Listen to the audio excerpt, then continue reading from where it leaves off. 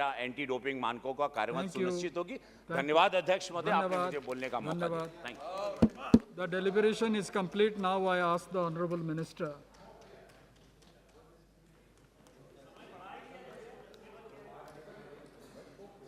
वाले हैं, if the House agrees, then we extend the House till the decision of the House is conveyed. Till the bill is ठीक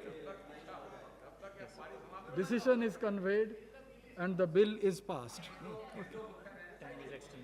Time is extended. Honorable माननीय Minister. सभापति जी, राष्ट्रीय डोपरोधी विधेयक के आज की इस चर्चा में माननीय 18 सांसदों ने भाग लिया है। श्री मनोज तिवारी जी, राहुल शिवाले जी, सौगौता राय जी, चंद्रेश्वर प्रसाद जी, भर्तृहरि मेहताब जी, श्याम सिंह यादव जी, रविंद्र नाथ जी, बीबी पाटिल जी, सुप्रिया सूले जी, राज्यवर्धन राठौर जी, प्रसून बनर्जी जी, लव श्री कृष्णा जी, राम मोहन नायडू जी, नवनीत राणा जी, अपराजिता सरंगी जी, अनुभव मोहंती जी, दानिश अली जी और रवि किशन जी। मैं सभी माननीय सांसदों का आभार प्रकट करता हूं क्योंकि सभी ने ही इस बिल का समर्थन किया है। मैं इसके लिए आप सबका बहुत बहुत धन्यवाद। सर, ना केवल समर्थन किया बल्कि बहुत महत्वपूर्ण सुझाव भी दिए हैं। इसके लिए भी खेल और खिलाड़ियों के कल्याण के लिए ये जो महत्वपूर्ण बिल लाया गया है, इसके लिए आपने महत्वपूर्ण सुझाव दिए, उसके लिए मैं आपका बहुत बहुत आभार एक बार फिर प्रकट करता हूं। कुछ बातें जो आपको लगती थी कि बिल में सीधी नज़र नहीं आती हैं, उनको रूल्स का हिस्सा बनाने के लिए उस समय पूरा ध्यान रखा जाएगा। इस बात के लिए भी आपको आश्वस्त करता हूं, जो जो संभव होगा उसको करने का प्रयास किया जाएगा। माननीय सभापति जी, मैंने शुरुआती समय में कहा था कि भारत खेलों की दृष्टि से लगातार आगे बढ़ रहा है। टोक्यो ओलंपिक्स में 7 मेडल जीतना आज तक के सबसे ज़्यादा मेडल थे। डेफ ओलंपिक्स में 16 मेडल जीतना अपने आप में सबसे बड़े थे। टोक्यो पैरालंपिक्स में 19 मेडल जीतना सबसे बड़ी आज तक के पदक तालिका हमारी थी। और इसी तरह से ही हमारा जो थॉमस कप में भी 73 वर्षों में पहली बार गोल्ड मेडल जीता, ये भी बैडमिंटन टीम ने जीता। लगातार खेलों में हम आगे बढ़ रहे हैं। सौगौता राय जी वरिष्ठ सांसद हैं, उन्होंने कहा कि नीरज चोपड़ा बहुत अच्छा वर्ल्ड चैंपियनशिप्स में नहीं कर पाए। मैं इतना ही कहूँगा, 121 वर्ष में अगर एथलेटिक्स में किसी ने गोल्ड मेडल जीतने का कीर्तिमान स्थापित किया है तो नीरज चोपड़ा ने भारत के लिए करने का काम किया है। जहाँ तक वर्ल्ड चैंपियनशिप्स की बात है सर, हाल ही में जो वर्ल्ड चैंपियनशिप हुई वहाँ भी नीरज चोपड़ा ने शानदार प्रदर्शन किया और सिल्वर मेडल जीतने वाले पहले मेल एथलीट भारत के नीरज चोपड़ा बने। इससे पहले 2003 में अंजू बॉबी जॉर्ज ने ब्रॉन्ज मेडल जीतने का दर्जा प्राप्त किया था और 2003 और 2022 में लगभग 19 वर्ष का अंतर है, लेकिन नीरज चोपड़ा ने किया। मैं पूरे सदन की ओर से नीरज चोपड़ा जी को इस अचीवमेंट पर बहुत बहुत बधाई और भी देता हूं। यही नहीं, हमारे कुल मिलाकर 6 इंडिविजुअल्स फाइनल्स में पहुंचे थे वर्ल्ड चैंपियनशिप्स में, और जिसमें से 3 टॉप 8 में आए और 1 मेडल जीत कर आए जो नीरज चोपड़ा हैं। यही नहीं, पारुल चौधरी जो है, उन्होंने आज तक का अपना पर्सनल बेस्ट यहाँ पर स्टीपल चेस में 3000 मीटर में 9 मिनट 38 सेकंड का इसमें दर्ज किया है रिकॉर्ड। माननीय सभापति जी, आखिरकार इस बिल की आवश्यकता क्यों पड़ी? हमारे खिलाड़ियों के लिए अगर डोप टेस्टिंग करनी हो तो उसके लिए भी सुविधा हमारे देश के अंदर हो। 2008 में ये सुविधा देश में बनाई गई थी नेशनल डोप टेस्टिंग लेबोरेटरी के रूप में, और रूल्स एंड रेगुलेशन भी 2009 में इसके गठित किए गए। वर्षों तक इसका कामकाज चला, लेकिन वैधानिक दर्जा इसको प्राप्त नहीं था। स्टैट्यूटरी दर्जा प्राप्त करने के लिए हमने इसके लिए प्रयास इसमें किया है, क्योंकि भारत को अगर अंतर्राष्ट्रीय टूर्नामेंट करने होंगे तो अपनी क्षमता को भी टेस्टिंग की बढ़ाना होगा। आपको याद होगा कि 2017 में अंडर 17 फुटबॉल का हमने वर्ल्ड कप यहाँ पर करवाया था। बहुत सफल उसका आयोजन हुआ और इसी साल अक्टूबर में वुमेन का भी under 17 football world cup Bharat आयोजन करने जा रहा है। और सबसे बड़ी बात, कल चेन्नई में भारत पहली बार चेस ओलंपियाड करवाने जा रहा है। कल उसका उद्घाटन भी होने जाएगा। ये 44वां चेस ओलंपियाड है, तो भारत एक के बाद दूसरा बड़ा आयोजन कर रहा है। लेकिन इसके साथ साथ हमें अपनी क्षमता को भी बढ़ाना है, कानूनी दर्जा भी इसको प्राप्त करना है। और जो NDTL के सस्पेंशन की बात यहाँ पर की गई, आपने बिल्कुल ठीक कहा, इसकी सस्पेंशन हुई थी, उसके कई कारण थे, लेकिन हर संभव प्रयास किए गए और इसकी सस्पेंशन को भी रिवोक करने का काम पिछले वर्ष कर दिया गया है। अब NDTL वापस काम कर रही है। और जब तक ये सस्पेंड थी तब तक हमें यहाँ से एथलीट के सैंपल्स को भी बेल्जियम यानी कि दूसरे देश भेजना पड़ता था। भेजने का खर्चा भी, टेस्टिंग का खर्चा भी 3 गुना से ज़्यादा आता था। अब हमारी अपनी क्षमता भी इतनी है कि हम अपने एथलीट्स का भी कर सकते हैं, और जो अंतर्राष्ट्रीय एथलीट्स का भी आपने टेस्टिंग करने की बात कही, उस पर कहीं पर कोई प्रतिबंध नहीं है। भारत वो भी कर सकता है, ये भी अधिकार यहाँ पर होंगे। यही नहीं, ये भी पूछा गया कि आखिरकार रूल्स एंड रेगुलेशन तो थे, वाडा के नियमों के अनुसार ही थे, तो आपको ये स्टैट्यूटरी एंटी डोपिंग लेजिस्लेशन लाने का क्यों काम करना पड़ा? क्योंकि जो बाकी देश हैं, US, चाइना, कोरिया और बाकी सब ने ये पहले ही कर लिया था। ऑस्ट्रेलिया, जापान ने। दुनिया के गिने चुने देशों में से अब एक भारत होगा जिसकी अपना कानून भी होगा और अपनी टेस्टिंग लेबॉर्ट्री भी है। इससे भारत की साख भी खेल जगत में और बढ़ेगी। यही नहीं सर, हमारी जो इंस्टीट्यूशनल कैपेसिटी है उसको भी बढ़ाने का, उसका सशक्तिकरण भी इसके माध्यम से होगा। जहां एक और 6000 सैंपल्स हम साल भर में आज टेस्ट करते हैं, जब हम कोई बड़ा टूर्नामेंट करते हैं तो लगभग 10,000 की टेस्टिंग हमें कम से कम 1-1.5 महीने के अंदर करनी पड़ेंगी। तो एक लेबॉर्ट्री से हमारा काम चलने वाला नहीं है। इससे ज़्यादा ही हमें इसकी क्षमता को बढ़ाना होगा अगर भविष्य में बड़े टूर्नामेंट्स और करने हैं। और मैं सदन में बड़ी गंभीरता के साथ कहना चाहता हूं, जो कुछ सदस्यों ने अपने क्षेत्रों में भी मांग की है या देश के अलग अलग हिस्सों में खोलने की बात कही, भविष्य में ज़रूरत के अनुसार हम और लेबॉर्ट्रीज़ को खोलने का काम भी करेंगे। जो सुझाव आपने दिए हैं हम उसको भी ध्यान में रखेंगे। राहुल जी, आपने, कृष्णा जी ने और कुछ और सदस्यों ने ऐसी मांग की है, हम उसको लेकर भी इस सबको ध्यान में रखेंगे। क्योंकि एक बिल्डिंग और टेस्टिंग लेबॉर्ट्री बनाने में लगभग 70 से 100 करोड़ रुपए तक का खर्चा आता है। लेकिन पैसे की बात नहीं, ये हमें सुविधाएं भी देनी है और अपनी क्षमता को भी बढ़ाना है। इसमें भारत की सरकार कहीं पीछे नहीं रहेगी, इसका बात विश्वास में आपको पूरी तरह से बताना है। क्योंकि इससे हम दुनिया पर निर्भर नहीं रहेंगे। आत्मनिर्भर भारत, इसको बल हम डोपिंग के टेस्टिंग में भी देने का काम करेंगे, ताकि एंटी डोपिंग हम केवल कानून ही पारित ना करें, टेस्टिंग की क्षमता को भी बढ़ाएंगे और आत्मनिर्भर भारत के सपने को भी और मजबूत करने जाएंगे। दूसरा एक इसमें प्रश्न आता था कि कंसल्टेशन कितनी की, और माननीय प्रधानमंत्री जी का भी ये बार बार मानना है कि कोई भी कानून लाएं उसकी वाइडर कंसल्टेशंस होनी चाहिए। हमने जो देश की खेल संस्थाएं हैं, इंडियन ओलंपिक एसोसिएशन हो, नेशनल स्पोर्ट्स फेडरेशन हो या राज्य के खेल संघ हो, वहाँ से लेकर वर्ल्ड एंटी डोपिंग एजेंसी, जो इसकी वर्ल्ड की एक संस्था है, जो हमारी जिसके रूल्स को देखकर, रेगुलेशंस को देखकर हम बहुत सारे अपने नाडा के रूल्स एंड रेगुलेशन को वहाँ से लिया गया है। और यूनेस्को के भी जो हमने दुनिया भर में जैसे उनकी मार्गदर्शन मिलता है, वहाँ से भी जो हमें अडॉप्ट करना था वो भी किया गया। और पार्लियामेंट्री स्टैंडिंग कमेटी की भी जो रिकमेंडेशंस थी, हमने उसको बहुत गंभीरता से लेकर वापस बिल लेकर आए हैं। शायद इसीलिए आप सबका सहयोग समर्थन यहाँ पर मिला भी है।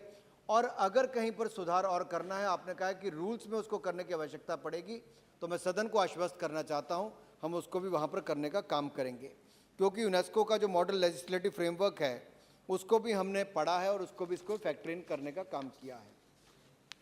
हमने इसके अलावा जो दुनिया भर के उनके अपने देशों के एंटी डोपिंग एजेंसीज बनाने का राष्ट्रीय कानून बने हैं, चाहे वो ऑस्ट्रेलिया का हो, यूके का, कनाडा, जर्मनी, फ्रांस का हो, हमने उसका भी अध्ययन करके उससे भी बहुत कुछ प्राप्त करके अपने इस बिल में उसको रखा है। प्राइवेट लेबोरेटरीज़ की आपने बात कही, निश्चित तौर पर जब हमें अपनी क्षमता बढ़ानी होगी तो केवल सरकारी नहीं, प्राइवेट ऐसी लेबोरेटरीज़ की भी स्थापना भविष्य में हो, हम उस दिशा में भी देखेंगे।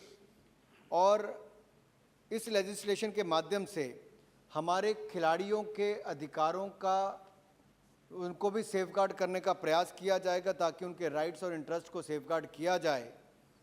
एक बहुत अच्छी बात हमारी स्टैंडिंग कमेटी के माध्यम से आई थी कि प्रोटेक्टेड पर्सन्स का इसमें ध्यान रखा जाए।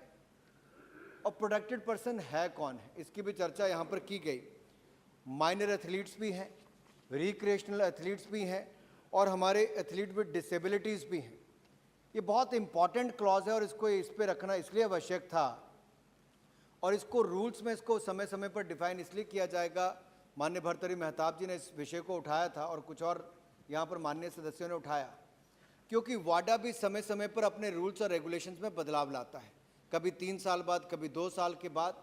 तो बार बार सदन को और सदन का कीमती समय ना लेना पड़े, तो हम सुनिश्चित करेंगे रूल्स एंड रेगुलेशंस में उसको बदलाव करके जो अंतर्राष्ट्रीय स्तर पर बदलाव किए जाएं और जो समय की मांग हो उसके अनुसार हम करने का काम भी रूल्स के अंतर्गत करेंगे। ये भी मैं आपको विश्वास दिलाना चाहता हूं। और प्रोटेक्टेड पर्सन्स को रिलैक्स भी इसमें किया गया। फॉर एग्जांपल, यहाँ बॉडी बिल्डिंग की एक बात आई। अब वो ओलंपिक स्पोर्ट नहीं है, लेकिन बॉडी बिल्डिंग को लेकर जो सप्लीमेंट्स भी कई लोग लेते हैं अपनी परफॉर्मेंस एनहांसमेंट्स के लिए, उसके ऊपर भी एक बड़ा प्रश्न चिन्ह खड़ा किया गया। सुप्रिया जी और कुछ और सदस्यों ने बात कही। ये चिंताजनक विषय भी है और मैं सदन को बड़ी जिम्मेदारी के साथ एक बात और फिर कहना चाहता हूं। ये जो परफॉर्मेंस एनहांसमेंट के लिए सप्लीमेंट्स चाहे जिम के बाहर हो या बाकी ऑनलाइन या ऑफ द शेल्फ अवेलेबल हों, इसके बारे में जागरूकता की कमी या टेस्टिंग ना होना, तो इसके बारे में भी हम जो कदम उठाने वाले हैं उसकी मैं डिटेल में आपको आगे जानकारी दूंगा। हमने इसको बड़ी गंभीरता के साथ लिया भी है, इसको मैं आपको बताऊंगा। इस कानून से हमारे एंटी डोपिंग अवेयरनेस, एजुकेशन और रिसर्च फैसिलिटीज़ को भी और सशक्त करने का अवसर मिलेगा। सुप्रिया जी ने और कुछ माननीय सांसदों ने यहाँ पर कहा कि आप जागरूकता अभियान, अवेयरनेस कैंपेन भी चलाएं। पिछले 1 वर्ष के अंदर मैं ज़रूर बताना चाहता हूँ क्या क्या किया। जब से हमने NDTL की जो सस्पेंशन को रिवोक भी किया, लेकिन साथ ही साथ हमने जागरूकता अभियान भी चलाया है। नेशनल एंटी डोपिंग एजेंसी के द्वारा लगभग 100 एंटी डोपिंग एजुकेशन और अवेयरनेस वर्कशॉप्स हाइब्रिड फॉर्म में देश भर में 1 साल के अंदर की गई, जो आज तक की शायद सबसे ज़्यादा है। और मैं विश्वास दिलाता हूँ एथलीट्स और एथलीट्स के सपोर्ट पर्सनल जो हैं, इनको अवेयरनेस का कैंपेन भी चलेगा। शिक्षा मंत्रालय के साथ हम प्रयास करेंगे कि राज्यों में भी और देश में भी उनके साथ अपनी बात को साझा करके बच्चों से, विद्यार्थियों से लेकर खिलाड़ियों तक जागरूकता हम टेक्नोलॉजी का उपयोग करके भी और खेल के टूर्नामेंट्स के समय भी उनको जागरूक करने का काम करेंगे, ताकि खिलाड़ी ऐसे किसी भी चीज़ का सेवन ना करें जिससे उसके ऊपर कोई प्रश्न चिन्ह खड़ा हो। यही नहीं, नाडा ने 3री मीटिंग फंड अप्रूवल कमेटी की होस्ट की और 2nd मीटिंग COP8 ब्यूरो की दिल्ली में यूनेस्को इंटरनेशनल कन्वेंशन की अगेंस्ट डोपिंग इन स्पोर्ट, यहाँ पर हमने इसका आयोजन भी किया था, जो अपने आप में दिखाता है कि भारत आयोजन भी कर रहा है। और आपको जानकर प्रसन्नता होगी कि इसमें भारत को चेयरपर्सन चुना गया है फंड अप्रूवल कमेटी का, और ब्यूरो का मेंबर भी इसमें चुना गया है। जहां एक और सस्पेंशन थी, वहां से 1 ही साल के अंदर हमने बिल लाने का काम भी किया, टेस्टिंग को और बढ़ाने का काम भी और जागरूकता अभियान को बढ़ाने का काम भी किया है। और नाडा ने 157 लीगल हियरिंग्स को बहुत सक्सेसफुली कंडक्ट किया है और एंटी डोपिंग डिसिप्लिनरी पैनल और एंटी डोपिंग अपील पैनल ने 87 ऑर्डर भी पास किए हैं। यही नहीं, FSSAI के हमने साथ उनसे अपने विचार भी साझे किए थे, जो यहाँ माननीय सदस्यों ने उठाए हैं, कि ये जो प्रोडक्ट डाइटरी सप्लीमेंट्स अवेलेबल होती हैं उसकी टेस्टिंग हो, हमने उनके साथ भी उठाया है और उन्होंने भी डायरेक्शन देने की बात कही है। लेकिन टेस्टिंग की सुविधाएं भी हों, ये भी होना बहुत आवश्यक है। इसीलिए हमने जो नेशनल फॉरेंसिक साइंस यूनिवर्सिटी है उसको लेकर भी MOU साइन किया है, ताकि वो एक टेस्टिंग लैब न्यूट्रिशनल सप्लीमेंट्स के लिए अपने यहाँ पर बना सकें और जब ये नेशनल फॉरेंसिक साइंस यूनिवर्सिटी जो है ये जब अपनी टेस्टिंग लैब बनाएगी तो एक और ताकत भी हमारी बढ़ेगी, ताकि ऐसे सप्लीमेंट्स के खिलाफ हमारी वहाँ पर जांच भी हो और लोगों को जानकारी भी इसकी ज़्यादा से ज़्यादा मिल सके। इस सब से क्या होगा, जो हमारे स्टैंडर्ड डाइटरी सप्लीमेंट्स हैं और जो नॉन स्टैंडर्ड्स हैं उसके बीच में जो जानकारी नहीं मिलती कि कौन स्टैंडर्ड वाले हैं कौन नॉन स्टैंडर्ड वाले हैं, उनकी जानकारी भी इस टेस्ट के माध्यम से मिल पाएगी और इस गैप को, कमी को भी हम पूरा कर पाएंगे। हमने कुछ खास चर्चा तो नहीं चल रही?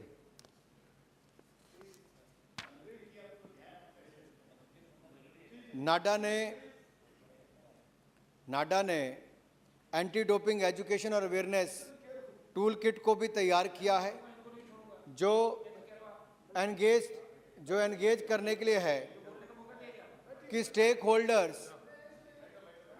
होल्डर्स के साथ इवेंट्स और उनकी वर्कशॉप की जाए।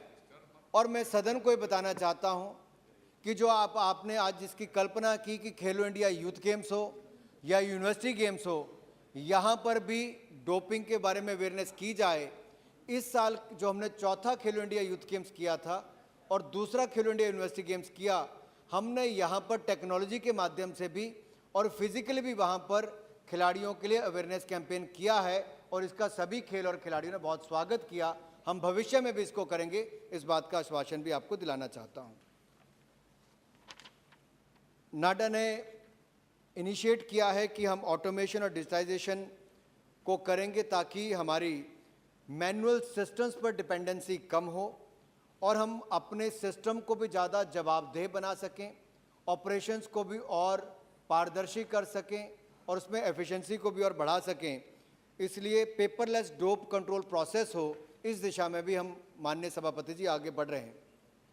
Digital quiz and educational resources हमने इनको भी डेवलप किया है। डिसेमिनेशन और वेब बेस्ड एप्लीकेशन भी हमने डेवलप की है ताकि हम और मैसेज भी एथलीट्स तक पहुंचा सकें। NDTL has synthesized 8 reference materials which are used as standards and rarely available at the global level। तो जो दुनिया में अवेलेबल है हम उससे भी आगे जाने का काम भारत में कर रहे हैं और ये तब हुआ है जब हमने नाडा के बोर्ड पर DG की नियुक्ति भी की है और उन्होंने पिछले 4-5 महीनों में बहुत बड़ा बदलाव वहाँ पर लाने का काम भी किया है। ये सरकार नहीं चला रही, ऑटोनोमस बॉडी है और इनको वहाँ पर भी सशक्तिकरण करने का काम, जहाँ पर उनको लगता हो कि अपनी स्ट्रेंथ को बढ़ाना है, नियमों को में और सुधार करना है, उस तरह से भी उनको स्वतंत्रता वहाँ पर दी गई है और सशक्तिकरण करने का काम भी किया गया है। आगे इसको रिसर्च एंड डेवलपमेंट एक्टिविटीज़ को और बढ़ाया जाए तो NDTL ने एक ड्राफ्ट MOU IIT दिल्ली के साथ भी कोलैबोरेशन करने के लिए किया है। इसके अलावा माननीय अध्यक्ष जी, कुछ और बातें जो यहाँ पर आई, राममोहन नायडू जी ने कहा था कि फॉरेन एथलीट्स पर क्या लागू होगा, तो मैं कहना चाहता हूँ हाँ, इसमें कोई दिक्कत नहीं। वहाँ की फेडरेशंस भी हमें यहाँ पर कह सकते हैं, उनकी टेस्टिंग भी यहाँ पर करवा सकती है और जो टूर्नामेंट का आयोजन यहाँ पर हो रहा है तो उसकी टेस्टिंग भी यहीं पर ही होगी। वैसा भी एक प्रावधान यहाँ पर हमें इसलिए अपनी क्षमता को बढ़ाना भी है। और थर्ड पार्टी सैंपल कलेक्शन के लिए भी हमने पारदर्शी तरीके से, ताकि किसी को ये शंका ना हो कि उसका सैंपल लिया तो रास्ते में कहीं खराबी हो, इसको भी हम बहुत फुल प्रूफ तरीके से करने वाले हैं और टेक्नोलॉजी ड्रिवन भी करने वाले हैं। दूसरा कहा गया कि सरकार ने वाडा के जो बोर्ड है उस पर CEO की नियुक्ति या DG की नियुक्ति सरकार कैसे करे, ये वाडा के रूल्स के अनुसार ही नाडा के DG की नियुक्ति हमने यहाँ पर की है, ऐसा मैं सदन को बताना चाहता हूँ। जो आपके नियम कहते हैं और हमारा कानून कहता है उसके अनुसार इसकी नियुक्ति की है। और ऑस्ट्रेलिया के भी स्पोर्ट्स मंत्रालय ने नियुक्ति की थी, यहाँ तो सरकार ने वहाँ पर नियुक्ति करने का काम किया है। दूसरा, सर्च एंड सीजर की आपने बात कही, ये इसलिए भी करना पड़ा कि उसके बिना तो बगैर किसी अधिकार के ये शायद एडुकेट लीगल अथॉरिटी बन ना पाती, तो इसको दिया है। मैं ये भी आश्वस्त सदन को करना चाहता हूँ इसका कोई भी दुरुपयोग ना हो, इसका हम सब प्रयास करेंगे क्योंकि खिलाड़ियों के ही हित में है। ये किसी को राजनीतिक रूप से प्रताड़ित करने के लिए नहीं है, ये खेलों में सुधार और खिलाड़ियों को नशों से दूर रखने के लिए, उस दिशा में डोपिंग से दूर रखने के लिए किया। सॉरी सर, नहीं सर, इसका उन्होंने कहा कि थोड़ी चिंता की जाए कि ऐसा कुछ ना हो सर्च एंड सीजर के लिए, तो हम प्रयास करेंगे कि ऐसा कुछ भी ना हो और ऐसा संभव नहीं होगा। दूसरा, बजट की बात की गई। सर, मात्र 4.5 करोड़ रुपया एनडीटीएल के लिए बजट होता था। मुझे कहते हुए प्रसन्नता है 21.5 करोड़ रुपया, लगभग 5 गुना ज़्यादा इसको करने का काम किया है। लेटेस्ट इक्विपमेंट भी इस पे हमने इंस्टॉल कर दिए, वहाँ पे भी फंड्स का कोई कमी नहीं आने दी, वो भी किया है। और नाइपर और CSIR के साथ भी कोलैबोरेशन की है कि देश में जितने भी साइंटिफिक एजेंसीज हमारी ऐसी संस्थान हैं उनके साथ भी हम कोलैबोरेट कर रहे हैं। IIT से लेकर, नाइपर से लेकर, CSIR से लेकर national forensic science university, sir इन सबके साथ हमने एग्रीमेंट और कोलैबोरेशन करने का काम किया है ताकि इस दिशा में हम दुनिया के पीछे ना जाएं। We should not follow the world but we should become the world leaders in the coming years, not only for the Indian athletes but for the globe we should be the leaders in that region. दूसरा sir, अगर हम देखें तो Asian region में भी गिने चुने लोग ही जिनके पास टेस्टिंग लैब्स हैं। भारत केवल देश के लिए नहीं, दुनिया के लिए, क्योंकि हमारी जो कॉस्ट है वो दुनिया के मुकाबले 1/3 या 1/4 होगी, तो हम बहुत इफ़ेक्टिव भी हो सकते हैं। ना केवल भारतीय खिलाड़ियों के लिए बल्कि दुनिया भर की संस्थाओं के लिए भी एक हब भारत बन सकता है। उस दिशा में भी हम काम करेंगे। और इंटरनेशनल कोलैबोरेशन हम वाडा की एक्रेडिटेड लेबॉर्ट्रीज के साथ भी जापान, जर्मनी, स्पेन के साथ कर रहे हैं। राहुल जी ने सबॉर्डिनेट लेजिस्लेशन की बात कही थी कि आप एजुकेशन अवेयरनेस, उस पर मैंने काफ़ी विस्तार में राहुल जी यहाँ पर कहा है। और नेशनल फॉरेंसिक साइंस लेबॉर्ट्री की बात भी मैंने यहाँ पे कह दी है। FSSAI के भी सर मैंने यहाँ पे पहले बताया कि जो सप्लीमेंट्री सब्सटेंस है उसकी जांच करने के लिए ये 2 NFSU और FSSAI हमने उसके लिए रेप्यूटेड इंस्टीट्यूशन के साथ टाई अप किया है, कोलैबोरेट किया है। सौगता ने कहा कि कोच भी रिस्पॉन्सिबल, और बाकियों ने भी कहा निश्चित तौर पर जहाँ कोच ने खिलाड़ी को भ्रमित करके उसको कुछ ऐसा सब्सटेंस लेने की बात कही होगी जो सप्लीमेंट नहीं लेना चाहिए, वहाँ पर उनके खिलाफ भी कार्रवाई हो, इसको भी सुनिश्चित किया जाएगा ताकि इसमें कोई कमी ना हो। कैच देम यंग की बात प्रसूंदा ने यहाँ पर कही। खेलो इंडिया की शुरुआत ही माननीय प्रधानमंत्री मोदी जी ने इसलिए की थी। आज मुझे कहते हुए प्रसन्नता होती है सर कि चौथा खेलो इंडिया यूथ गेम्स जब हुआ तो 8,500 से ज़्यादा खिलाड़ी और ऑफिशियल्स ने उसमें भाग लिया, जो दुनिया के सबसे बड़े यूथ गेम्स के रूप में एक दुनिया भर में खड़ा हुआ है। इसी तरह से ही यूनिवर्सिटी गेम्स में लगभग 5,000 खिलाड़ी और एथलीट्स ने भाग लिया, जो दुनिया के सबसे बड़ी यूनिवर्सिटी गेम्स में से एक खेलो इंडिया यूनिवर्सिटी गेम्स भारत में बनकर तैयार हुआ है। यही नहीं, भर्तृहरि मेहताब जी ने भी कुछ विषय यहाँ पर उठाए थे कि पर्सनल इन्फॉर्मेशन जो है वो जग जाहिर ना हो। मैं आपको विश्वास दिलाना चाहता हूँ, डेटा प्राइवेसी के बारे में हम लोग बहुत गंभीर भी हैं और ये डिपार्टमेंट के पास ही रहेगा। जो प्रोटोकॉल जो पूरी दुनिया भर में फॉलो किए जाते हैं, हम भी भारत में उसको फॉलो करेंगे और किसी एथलीट का कोई भी डेटा किसी गैर जिम्मेदार व्यक्ति के साथ शेयर नहीं किया जाएगा। इसको केवल जिस एजेंसी के साथ हमें शेयर करना केवल वहीं पर करेंगे और कहीं पर ना करने की नौबत नहीं आएगी। जहाँ तक रिमूवल ऑफ DG की बात आपने क्लॉज 14(3), 15(1) और 15(8) में कही है, उसको मॉडिफाई करके हमने क्लॉज 14(4) में इसको उसका प्रावधान किया है ताकि उसमें कोई दिक्कत ना आए।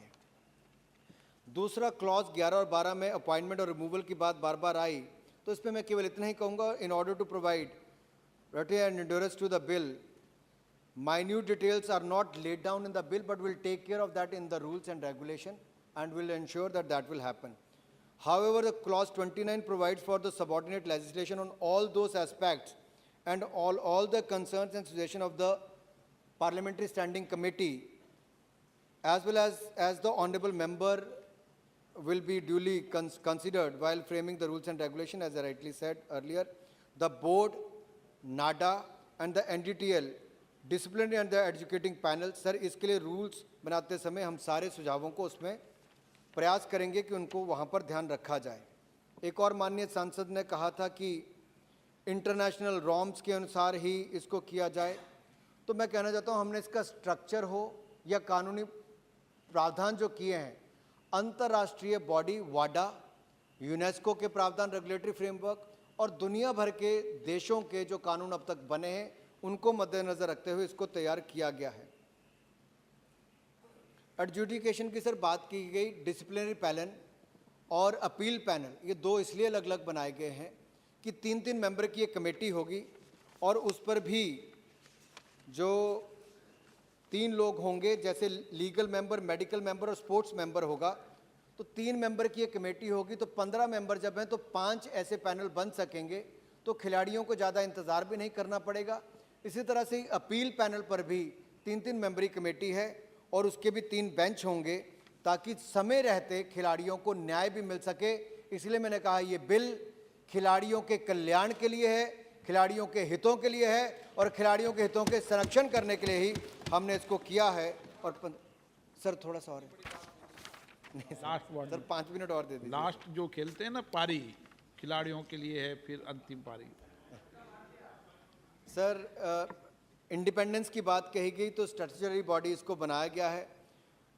सर इसको बजट का प्रावधान भी किया और इसको खुद हमें केवल बजट का ही प्रावधान करना अपनी ओर से, खर्चा करने का काम भी वाडा का ही है, सॉरी नाडा का ही, नाडा बोर्ड का और नाडा का और एनडीटीएल का ही है। सर क्लियर टर्म्स जो है इसके टेन्योर के लिए 3 साल दिया गया है और अगर इसको बढ़ाना तो उसका प्रावधान भी किया गया डीजी नाडा के लिए और बाकी अधिकारियों के लिए।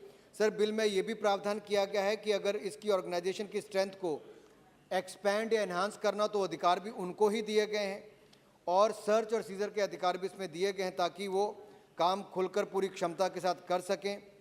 सर टेस्टिंग सप्लीमेंट्स के लिए जो मैंने पहले कहा, वाडा कोड और यूनेस्को कन्वेंशन के अनुसार जो भी स्टैंडर्ड सेट करने हो, हमने उसका भी प्रावधान यहाँ पर किया है। यही नहीं सर डेटा की मैंने पहले बात कह दी कि उसको केयरफुली हम प्रोटेक्ट भी करेंगे और प्राइवेसी और एथलीट्स को भी रखेंगे। खेलो इंडिया यूथ गेम्स का वो भी सारा आ ही गया है क्योंकि बार बार कुछ रिपीट्स हुए थे। सर एक विषय यहाँ पर आया है कि जो वेरियस पैनल्स और कमेटीज होंगे उनका how will they conduct their business, what are the standard operating procedures. Sir ये भी ले डाउन कर दिए जाएंगे ताकि खिलाड़ियों को अपील पर जाने से पहले वो सारा प्रावधान वहाँ पर होगा और इसको पूरा इसका ध्यान रखा जाएगा। यही नहीं सर, इसको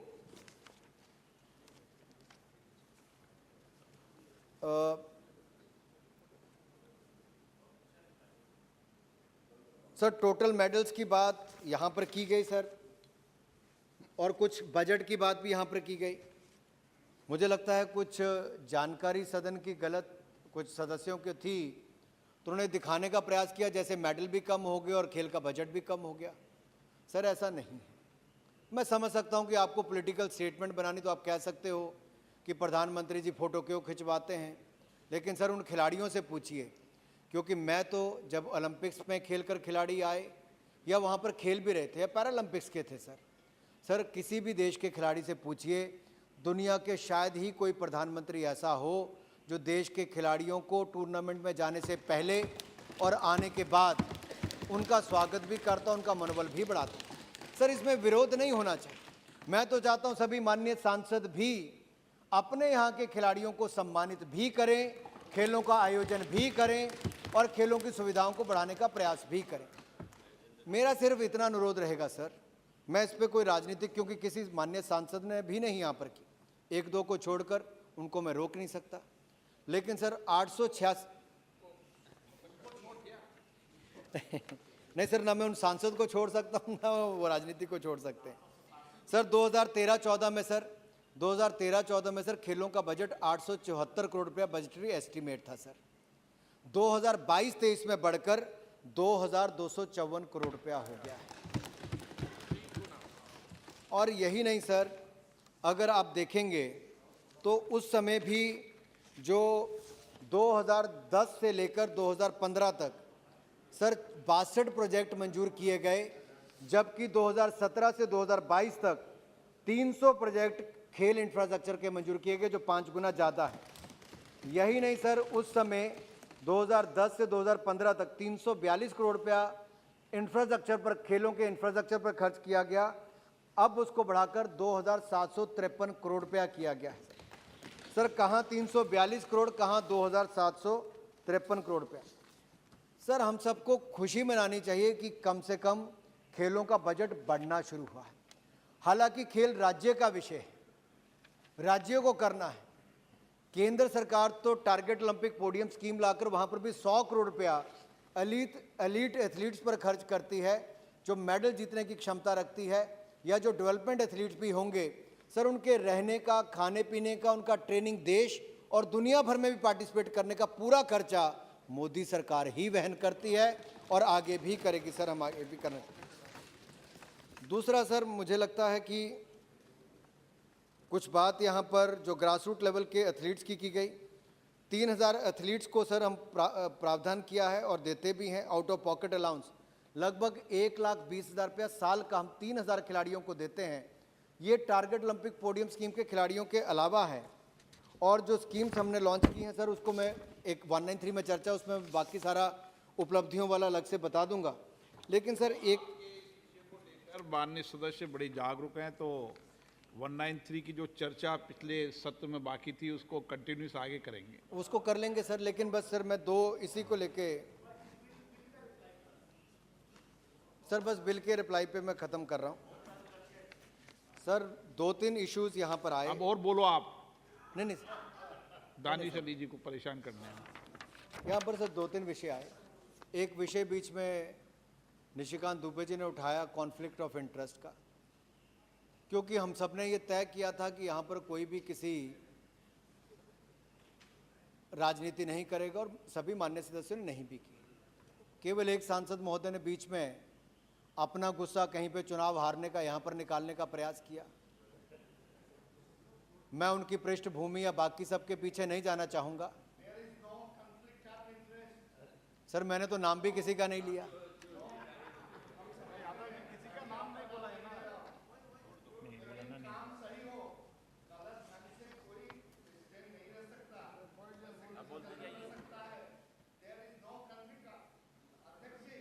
आपकी बात आपने बोल ली माननीय मंत्री जी। कोई रिकॉर्ड पे नहीं आ रहा, माननीय मंत्री जी के अलावा कोई रिकॉर्ड पे नहीं आ रहा। चलिए सर, एक समय ऐसा था कि कुछ लोग सर जो चुनाव अपनी संस्थाओं के न जीत पाए, भड़ास कहीं और कर निकालें। मेरा केवल इतना कहना है, हम खेलों को बढ़ावा देने के लिए सब इकट्ठे मिलकर अपनी ताकत लगाएं। चुनाव हार जीत होती है सर, वो होगा, मुझे उस पर नहीं कहना, क्योंकि पूरे सदन का माहौल बहुत अच्छा था। पिछली बार भी 193 में कुछ लोगों ने गड़बड़ करने का प्रयास किया। हमें देश में सर, क्योंकि सर मैं इतना कहना चाहता हूं, ये बिल खेलों और खिलाड़ियों के कल्याण के लिए है और ये लगातार सर हमारा ये प्रयास रहेगा कि जो सिल्वर मेडल जीतने के से लेकर बाकी गोल्ड मेडल जीतने का काम हुआ है सर, ये अच्छी दिशा में काम हो रहा है। सभी राज्यों की सरकारें भी अपनी ओर से प्रयास कर रही हैं। बहुत सारे माननीय सांसदों ने भी सांसद खेल प्रतिस्पर्धा करवाई, बहुत सारे विधायकों ने भी अपने यहाँ पर खेलों के टूर्नामेंट कराए।